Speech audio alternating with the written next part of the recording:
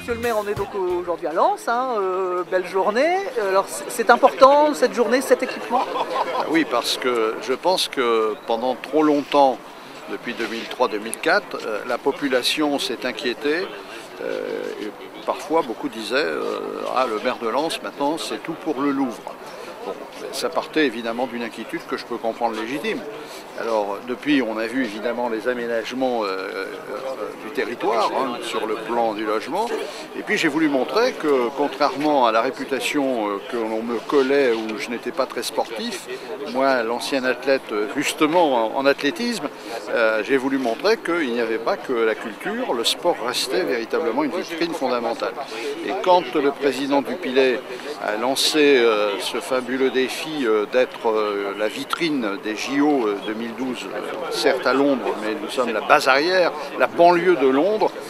Naturellement, nous avons, avec Ghislaine Klein, travaillé ce dossier et il n'y aura jamais assez de remerciements à formuler à l'égard du Conseil général pour cette participation, car il faut être très clair, sans les financements du département et dans une moindre mesure de la région, nous n'aurions pas pu réaliser, la ville ne peut plus, les villes, même comme Lens, sont des villes très pauvres, elles ne pourraient pas se payer ce bel investissement, pas pour elles, mais pour sa jeunesse et sa population.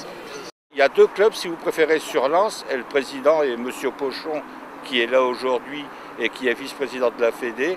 Et ensemble, moi, ma volonté en tant que président de comité départemental et également en tant que président de Goël, c'est de faire de la Goël Athlétisme et en particulier du Racing Club de Lens un club phare du département et voire même de la région.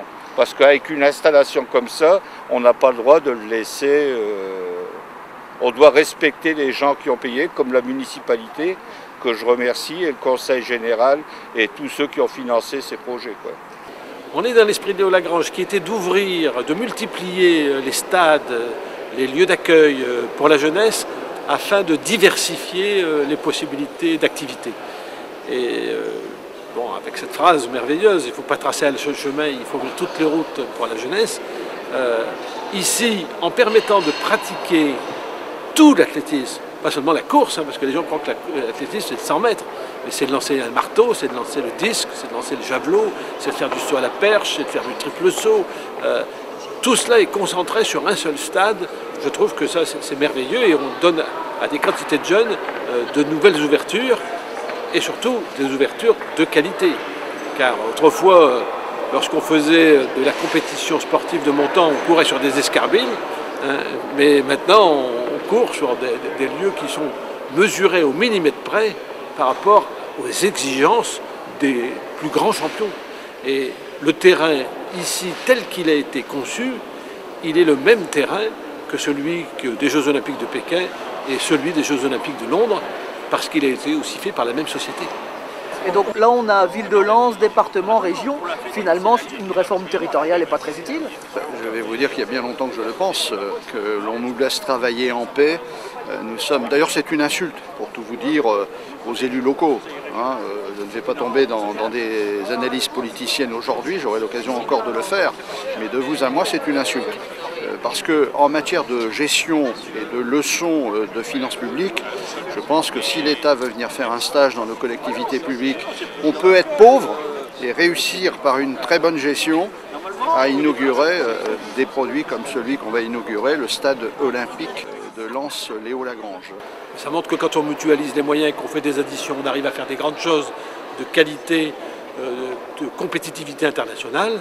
Si demain la ville de Lens se trouve seule, elle n'aura jamais les moyens, ou le département seul, il n'aura jamais les moyens de réaliser 5 à 6 grands stades comme ceux que l'on inaugure en ce moment et qui permettent la diversité sportive dans le département du Pas-de-Calais. Cette réforme territoriale, elle ne sert à rien, elle est mal conçue, elle est mal ficelée, elle empêche les gens, en saucissonnant, de travailler ensemble. On s'aperçoit qu'aujourd'hui, c'est parce qu'on a fait des additions entre les uns et les autres, parce que la région y trouve du bien pour ses lycéens, le département pour ses collégiens, la ville de Lens par rapport à ses scolaires, qu'on a réussi à mutualiser et avoir ce stade d'excellence. Effectivement, un équipement structurant ouvert à l'excellence, au sport d'excellence, notamment pour accueillir les équipes en réserve des Jeux Olympiques de 2012.